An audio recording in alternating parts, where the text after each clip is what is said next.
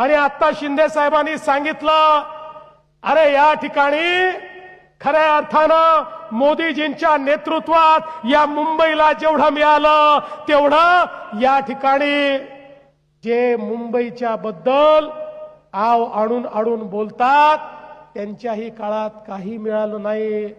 आणि खऱ्या अर्थानं एक लक्षात घेतलं पाहिजे, अरे हे मुंबई महाराष्ट्रापासून तोडण्याची हिम्मत कोणाच्या बापाच्या बापाच्या बापातही नाही।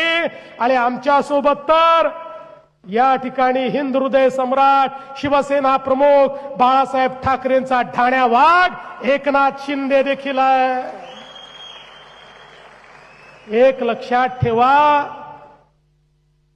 जन्माने कदाचित रक्ताचा वारसा मिळू शकतो, पण विचाराचा वारसा कर्माने मिळत असतो। तो विचाराचा वारसा आमच्याकडे आहे, तो एकनाथजींकडे आहे, तो या शिवसेनेकडे आहे, तो आमच्या महायुतीकडे आहे।